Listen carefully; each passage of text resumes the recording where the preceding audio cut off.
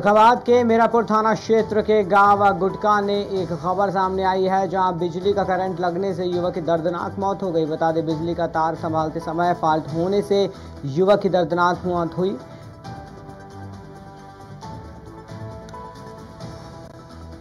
सुधीर कुमार। अच्छा, जो ये खत्म हुए हैं ये कौन है आपके? भतीजे हैं हमारे। कैसे ये खत्म हुए हैं? तार फाल्ट हो रहा था, उसी को संभालने में करंट लग गया। अच्छा, और ये कहीं बिजनेस कर रहे थे क्या? नहीं, खेती स्कूल अपना देख रहे थे।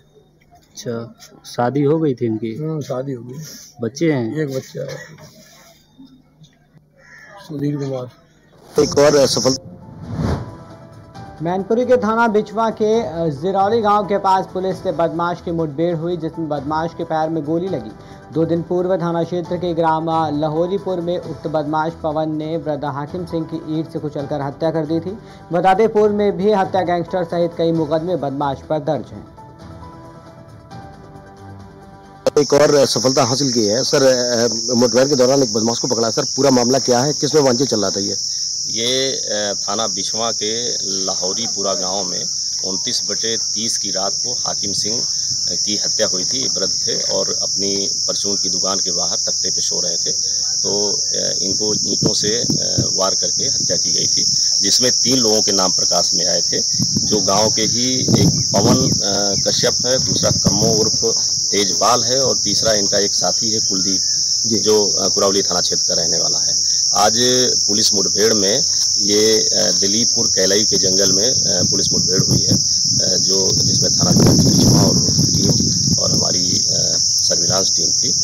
चेकिंग के दौरान जब ये यहाँ पर 2 लोग आते हुए बिना नंबर की मोटरसाइकिल से दिखाई दिए, तो उनको रोकने का प्रयास किए, तो उन्होंने पुलिस पार्टी पे फायरिंग की, जिसकी पुलिस ने फिर घेराबंदी की और उसमें सुरक्षार्थ अपने आत्मरक्षार्थ फायरिंग की, जिसमें एक के गोली लगी है पैर में, पवन के, जिसको मौके पर गिरफ्तार किया गया है, और दूसरा इसको ये भागने में सफल हो गया था, लेकिन हमारी जो दूसरी टीम है वो लगी हुई थी और दूसरे को भी जो कुलदीप है कुरावली क्षेत्र का रहने वाला, उसको भी अभी गिरफ्तार कर लिया गया है। तो इस तरह से ये 2 लोग गिरफ्तार कर लिए गए हैं। ये जो पवन है जिसके गोली लगी है, इसने पूछताछ पर पूरी घटना को बताया है कि किन कारणों से हाकिम सिंह की हत्या की थी।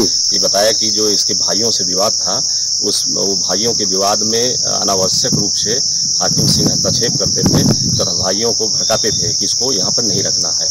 और जो दूसरा इसका आरोपी है जो कम्मो है, वो भी हाकिम सिंह से उनका विवाद होता रहता था, तो ये सब ने प्लानिंग करके उस दिन हत्या की। तो पूरी घटना की इन्होंने स्वीकारोक्ति की है, बताया है कि इन कारणों से हत्या करने के बाद ये फिर उस दिन भाग गए थे। सर, पकड़े हुए बदमाश की अगर जो बात करें, आपराधिक इतिहास क्या है सर? इससे जो गिरफ्तार हुआ है, जिसके पुलिस मुठभेड़ में गोली लगी है, ये इसका पवन का काफ़ी आपराधिक इतिहास है। इसने औरैया में भी हत्या की थी और वहाँ पर गैंगस्टर भी लगा था। यहाँ ये एटा जनपद में भी इसके मुकदमे चोरी वगैरह के हैं, जो वैगनार चोरी का था, ये दिल्ली जेल में भी रहा था। तो इसके संबंध में और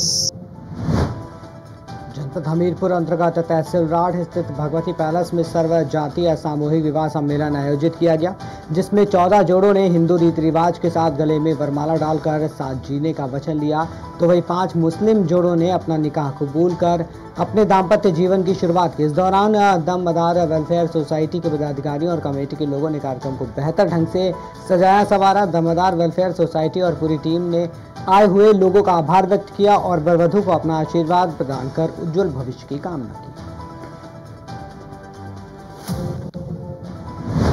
खबर जनपद फर्रुखाबाद के अमृतपुर से है, जहां बजरंग दल के कार्यकर्ताओं ने मांग की है कि कानपुर देहात में अकबरपुर तहसील क्षेत्र के बनार अलीपुर शहजादपुर आराजी परिसर पर मतांतरण कराने के उद्देश्य से ईसाई मिशनरियों द्वारा विशिष्ट संस्थान की आड़ में भवन मानचित्र स्वीकृत बिना शासन और संबंधित विभाग की अनुमति के बगैर अवैध रूप से चर्च का निर्माण कराया जा रहा है, जिसके चलते बजरंग दल के कार्यकर्ता सचिन अवस्थी ने बताया कि ये भवन अभी से ही क्षेत्रीय लोगों को प्रलोभन देकर बड़े पैमाने पर धर्मांतरण कराने की मंशा बनाए हुए है, जिसकी जानकारी क्षेत्रीय लोगों और हिंदू संगठनों को हुई तो हिंदू संगठनों में रोष बढ़ता जा रहा है। नाम है आपका? जी मैं सचिन अवस्थी, जिला सुरक्षा प्रमुख बजरंग दल फर्रुखाबाद, कानपुर प्रांत। ये जो कानपुर वाला चर्च को लेकर जो मामला चल रहा है उसमें आपका क्या कहना है?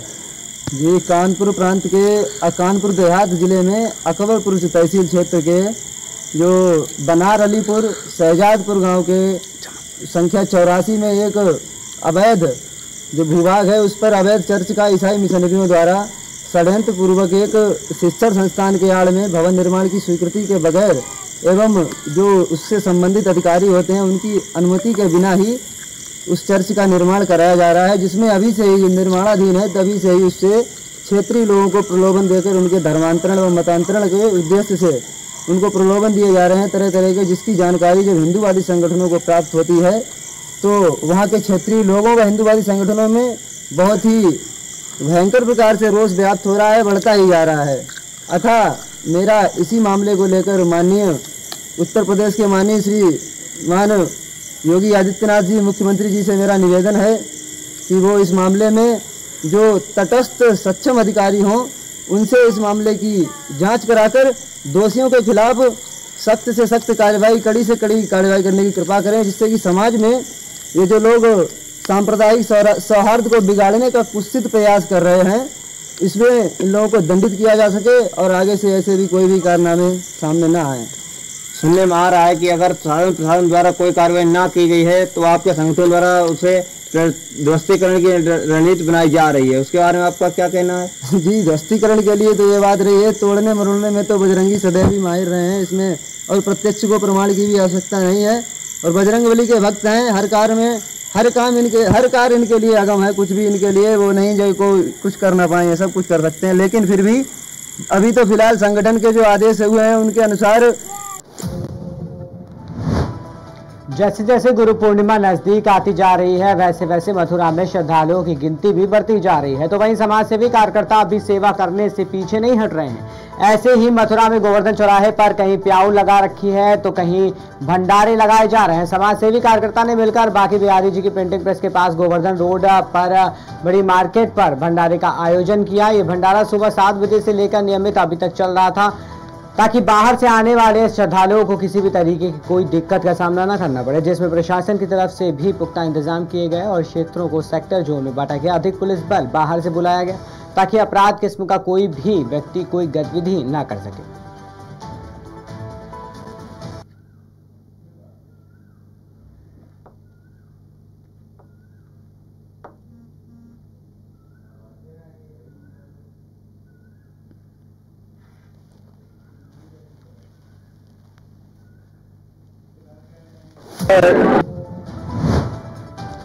केंद्रीय सूक्ष्म उद्यम मध्यम राज्य मंत्री जालौन सांसद भानु प्रताप वर्मा जालौन के उरई पहुंचे, जिन्होंने हाई स्कूल और इंटर की परीक्षा अच्छे अंकों से पास करने वाले मेधावी छात्र छात्राओं को सम्मानित किया। इस दौरान उन्होंने कहा कि देश में यूसीसी लागू होना चाहिए, एक कानून बनने से देश मजबूत होगा। साथ ही उन्होंने मायावती पर भी हमला बोलते हुए कहा कि मायावती वोट बैंक के लिए इस कानून का विरोध कर रही है। सम्मान समारोह आयोजित किया गया है, तो सभी क्या उद्देश्य विशेष रूप से आज हमारा जो एसआर ग्रुप है उसके द्वारा हमारे जनपद जालौन के जो हाई स्कूल इंटर में जिन्होंने 75% से ज़्यादा अंक प्राप्त किए हैं ऐसे सभी विद्यार्थियों को यहाँ सम्मान समारोह किया गया है, क्योंकि उनकी प्रतिभा को और आगे दिखाने के लिए उन्होंने इस कार्यक्रम को किया है। क्योंकि बच्चों को जब ये पुरस्कार प्राप्त होगा तो निश्चित ही बच्चों को लगेगा हमें और आगे बढ़ना चाहिए, और उसी के तहत हमारे जो जैसे संस्था के डॉक्टर सीपी सिंह जी हैं, आदरणीय हमारे अशोक राठौर जी हैं, प्रबंधक हैं, और उनके साथ वाइस चेयरमैन रमाकांत द्विवेदी जी हैं, जो लोगों ने इस कार्यक्रम हमारे जो हमारा एसआर ग्रुप है उसके सभी पदाधिकारी हैं, और निश्चित ये ग्रुप को बड़ी तेजी के साथ आगे बढ़ रहा है। मैं इस ग्रुप को बहुत बहुत शुभकामना देता हूं कि इसी तरीके से जिले के प्रतिभावान बच्चों के कार्यक्रम करते रहें और उनके मान सम्मान में अगर इस तरह से काम करते रहेंगे तो निश्चित ही हमारे बच्चे प्रतिभावान हैं जिससे जनपद का नाम रोशन करेंगे। जिलाधिकारी कासगंज हर्षिता माथुर और पुलिस अधीक्षक कासगंज सौरभ दीक्षित द्वारा श्रावण मास में आने वाले श्रद्धालुओं और कांवड़ मेला की सुरक्षा व्यवस्था के दृष्टिगत थाना सिकंदरपुर वैश्य क्षेत्रांतर्गत कातरगंज गंगा घाट का निरीक्षण किया गया।